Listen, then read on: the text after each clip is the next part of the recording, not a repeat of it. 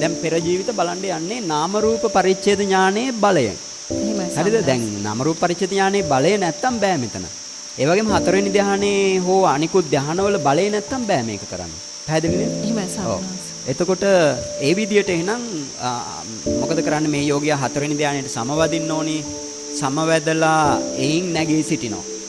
එයින් නැගී සිටලා මොකද කරන්නේ? අපි හිතමුකෝ දැන් සාමාන්‍යයෙන් ඒකේ කරන පිළිවෙල තමයි අපි මුලින්ම අපි භාවනා කරන්න කලින් යෝගියා භාවනා කරන්න කලින් බුද්ධානුස්සතිය වගේ එහෙම නැත්නම් බුදුන් වහන්සේ වන්දනා කරනවා. එහෙම කියලා හිතමු.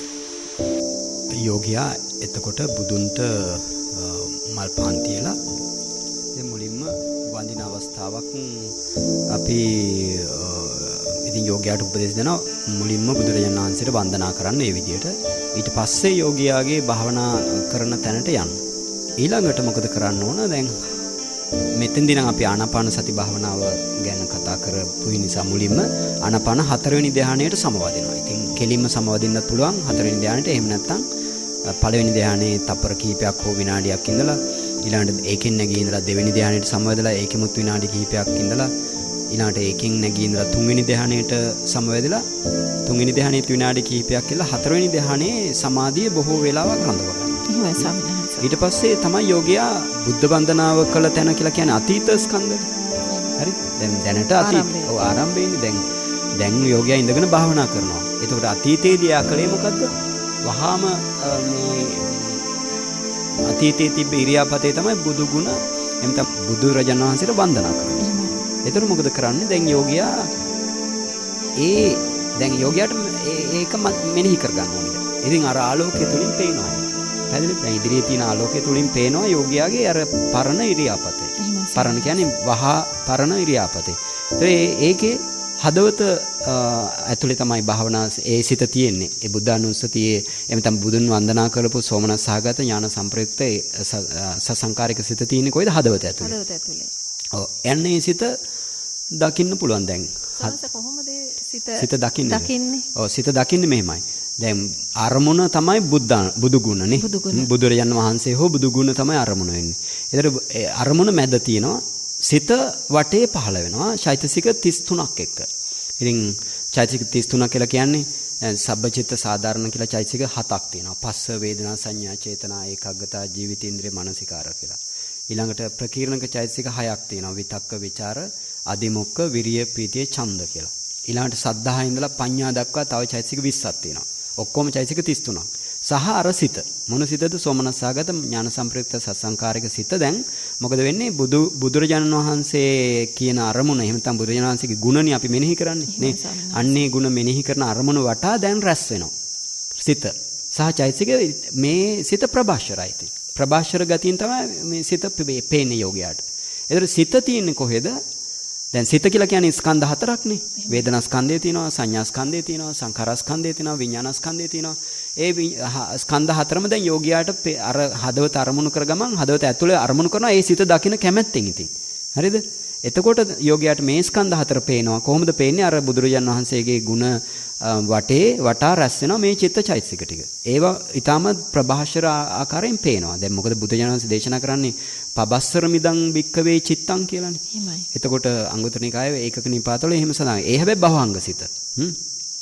පබස්සරයි. පබස්සර කියන්නේ භික්කවේ පබස්සර මිදං භික්කවේ චිත්තං. භික්කවේ ඉදං චිත්තං පබස්සරං. මේ සිත ප්‍රභාෂරයි.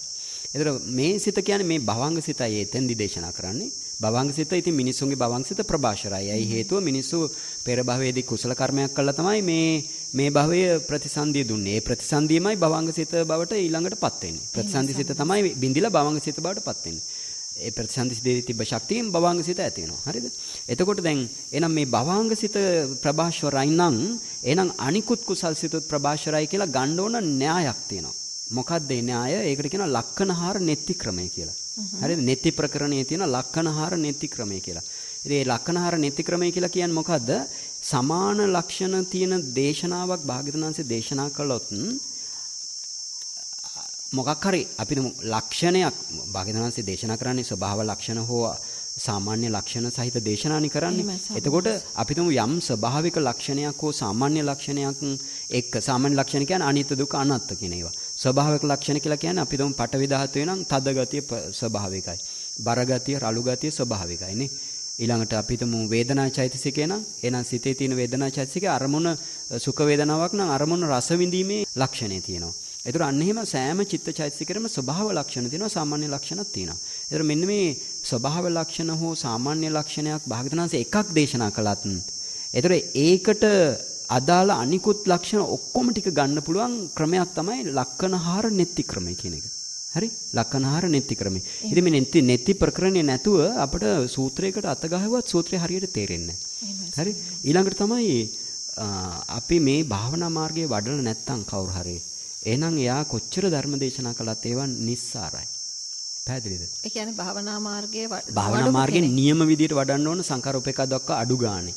මේ භවයේ රහත් වෙන්න උවමනාවක් නැත්තම් කෙනෙකුට අඩු ගානේ සංකාරෝපේකක් දක්වා නියම විදියට භාවනා මාර්ගයේ සමත සහ විපස්සනා වශයෙන් වඩලා තියෙන්න ඕනේ. එතකොට තමයි එයාට තමයි හොඳම ධර්ම කතිකයෙක් වෙන්නේ. ඒ භික්ෂුව හෝ ඒ යෝග අපි තුමු ගිහි යෝගියෙක් නම් මේවා කරලා තියෙන්න ඕන ධර්ම දේශනා කරන්න කලින්. ඒ වගේම මේ නෙත්ති ප්‍රකරණය සහ පේටකෝපදේශ කියලා තියෙනවා පොත් දෙකක්.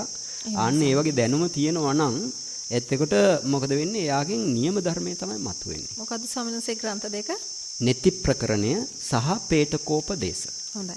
පිටක උපදේශ කියන එකයි පේටකෝපදේශ කියලා කියන්නේ. සූත්‍ර වලට අවතීර්ණ වෙන විදි ඔක්කොම සියල්ල අන්තර්ගතයි මහා කච්චායන මහරහතන් වහන්සේ තමයි ලියලා තියෙන්නේ. එහෙමයි ස්වාමිනවහන්සේ. එතකොට දැන් ඒ විදිහට අපි හිතමුකෝ දැන් මේ ලක්කනහාර නෙත්ති ක්‍රමය. එතකොට දැන් භාග්‍යවතුන්සේ මෙතන පබස්සරමිදම් බික්කවේ චිත්තං කියලා මේ භවාංග සිත දේශනා කරන්නේ. අපි දැන් අනිකුත් සිතුත් එනම් ප්‍රභාෂරයි කියලා ගන්නවා. අනිකුත් සිත් කියලා කියන්නේ එහෙනම් කුසල් සිතුත් ප්‍රභාෂරයින් දැන් පෙර භවයේ කුසල් සිතනේ භවංග සිත උනේ ප්‍රතිසන්දියෙන් පස්සේ. එහෙනම් දැන් අපි අපේ ඕනම කුසල් සිතක් ප්‍රභාෂරයි. ධානා සිත් ප්‍රභාෂරයි. මාර්ගඵල සිත් ප්‍රභාෂරයි. අන්න ඒ විදිහට ගන්නවා. හරිද? එතකොට දැන් ඒ නිසා දැන් අපිට මේ සිතත් ඒ නිසා ප්‍රභාෂරයයෙන් මේ ආලෝකය තුලින් දකින්න පුළුවන්. හරි? ආලෝකය තුලින් දකින්න පුළුවන්. එතකොට ඒ චිත්තචෛතසික වේගෙන් ඇති වෙනවා වේගෙන් නැති වෙනවත් යෝගියාට දකින්න පුළුවන් අරමුණ වටා තමයි මේව රැස් වෙන්නේ. හරි? ඊළඟට තමයි මේ සිත සහ චෛතසික රඳා පවතින්නේ හදේවත්තු රූපේ කියන පරමාර්ථ රූපේ ආශ්‍රිත කොටගෙන. පැහැදිලිද? ඒතකොට ඒක තමයි රූපස්කන්ධය. මේකේ තියෙන රූප කලාප වර්ග 7 තමයි. මේ මනස පිහිටන රූප කලාප වර්ග 7 තමයි හදේ වස්තුව ඇතුලේ තියෙන මනස පිහිටන රූප කලාප වර්ග 7 තමයි හදේ දසක කලාප. එකක්. ඊළඟට භව දසක කලාප. ජීවිත නවක කලාප. කාය දසක කලාප. ඊළඟට චිත්තජෝ ජටම කලාප, උතුජෝ ජටම කලාප, ආහාරජෝ ජටම කලාප කියලා වර්ග 7ක් තියෙනවා. මේ 7න් හැබැයි හදේ දසක කලාපයකක් තියෙන හදේ වස්තු රූපේ උඩ තමයි මේ මනස ආශ්‍රිත කොටගෙන තියෙන්නේ. පැහැදිලිද? අන්න ඒක දකින්න ඉතින් යෝගියා. දැන් යෝගියා ඉතින් ඊට කලින් මේ නාම රූප පරිච්ඡේද කළ යෝගියෙක් නෙමෙතෙන්ට එන්න පුළුවන් නේද? එහෙනම් එයා දැන් දකිනවා. ඔව්. එයා දැන් දකිනවා ඔක්කොම රූපස්කන්ධයත් ඇති වෙනව නැති වෙනවා. නාමස්කන්ධ හතරත් ඇති වෙනව නැති වෙනවා දකින්නවා දැන්. දැන් මේවා ඔක්කොම වර්ණාකාරයට ස්වරූපයන් හැටියට තමයි දකින්නේ ස්වභාව ලක්ෂණ. මේ දේවල් මොනවද කියලා පැහැදිලි කරගන්න වෙන්නේ කම්මට්ටානාචාර්යවරයාගෙන්. ඔව් මොනවද කියලා කර්මස්ථානාචාර්යවරයාගෙන්. කර්මස්ථානාචාර්යවරයා දන්නේ කොහොමද? බුදුරජාණන් වහන්සේගේ දේශනා තියෙන ත්‍රිපිටකේ. එහෙමයි. අටකතා ඉස්ලාම දේශනා පාළිය ඊට පස්සේ අටකතා ඊළඟ ටීකා. හරි? දැන් ඒකනේ මේ සූත්‍රෙත් මම අටකතා ටීකා ඔක්කොම ගත්තේ. මේ කජ්ජනීය සූත්‍රේ. ඒතර දැන් එහෙනම් දැන් ඊට පස්සේ මොකද කරන්නේ? අපි මේ හදවත අරමුණු කළ ගමන් ඒ අර පරණ ඉරියාපතේ අර බුදුරජාණන් වහන්සේට වන්දනා කළ ඉරියාපතේ හදවත අරමුණු කරනවා. ඒතර අපිට මේ හදවතේ තියෙන චිත්තචෛතසික පේනවා. චිත්තචෛතසිකත් පේනවා. හදේ වස්තු ඇතුළු රූප ටිකත් පේනවා. පෙරේවත් පේනවද සම්නස්? දැන් ඊයේ දවසේ එහෙම අරමුණු කරන්නේ නෑ. ඔව් ඒවත් පේනවා. ඒ වෙලාවට අරමුණු කරන්න ඕන. දැන් පේන්නේ අර අරමුණු කළ එක ස්පෙෂල්. ඔව්. වහාම පෙර ඉරියාපතේ. මේ ඉඳගෙන හතරවෙනි ධානයට සමවදින්න කලින් තිබ්බ ඉරියාපතේ තමයි අපි අරමුණු කරන්නේ. හරි? ඒතර ඒ අරමුණු කරනකොට ඒ දැන් පංචස්කන්ධෙම පේනවනේ කියන්නේ නේද යෝගයාට? එහෙනම් දැන් මෙන්න මේකයි මේ නාම රූප ක්‍රමයට යනවා කියලා කියන්නේ. එහෙම නැත්නම් අර අභිඥා වශයෙන් නෙමෙයි මේක දේශනා කළේ. ඉදං පුබේ නිවාසන්ති න ඉදං අභිඥා වශයෙන් විපස්සනා වශයෙන් පන පුබේ නිවාසං අනුස්සරන්තේ සමන බ්‍රාහමණේ සන්දායේතම් උත්තං කියලා තමයි සඳහන් වෙන්නේ. ඒ කියන්නේ මොකද්ද? මේ විපස්සනා වශයෙන් මේ තෙන්දිතින් විශේෂයෙන්ම පච්චේ පරිග්‍රහ ඥානයේ තියෙන මෙන්න මේ කරුණ උදෙසා ශ්‍රමණ බ්‍රාහ්මණයන් අනුස්සරණය කරන ශ්‍රමණ බ්‍රාහ්මණයන් උදෙසා තමයි මේක දේශනා කළේ කියලා ඔන්න දැන් අටකතාචාර්ය දැන් අටකථාචාර්යයන් වහන්සේලා සඳහන් කරනවා මේ බුද්ධ වචනයයි ඉතින්. බුදුරජාණන් වහන්සේනේ මේ කියන්නේ.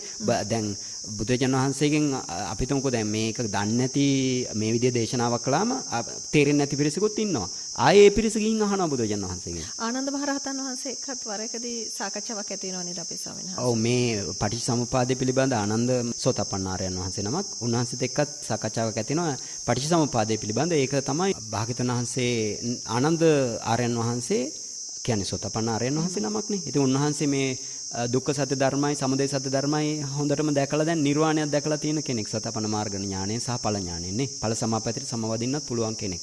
එතකොට ආනන්ද ආර්යයන් වහන්සේ ඉතින් පටිච්ච සමුප්පාදය පුහුණු වෙනවා මේ විදියට. පෙර භවයේ තියෙන අවිද්‍යාව දකිනවා, ඊට පස්සේ සංඛාර දකිනවා පෙර භවයේ. හරිද? අවිද්‍යාව දකින්නේ ඉතින් අවිද්‍යාව චිත්ත වීතියට ගිහිල්ලා තමයි අවිද්‍යාව දකින්නේ. හරි? සංඛාර චිත්ත වීතියට ගිහිල්ලා සංඛාර දකිනවා. අවිද්‍යාව පත්‍ය සංඛාරා සංඛාර පත්‍ය නාම රූපං ඒ විදිහට නියන්නේ පටිච්ච සමුප්පාදේ. ඉතින් ඊට පස්සේ ප්‍රතිසන්දී සිතක් දකිනවා. හරිද? කොහොමද දකින්නේ? මේ ආලෝකයෙන් තමයි දකින්නේ. මේ විදිහට තමයි දකින්නේ. මේ ක්‍රමයෙන් තමයි හැමතැනම තියෙන්නේ. භාග්‍යවතුන් වහන්සේ එක ක්‍රමයයි දීලා තියෙන්නේ. ආයෙ වෙන ක්‍රම දීලා නැහැ. සමත යනික විපස්සකයට.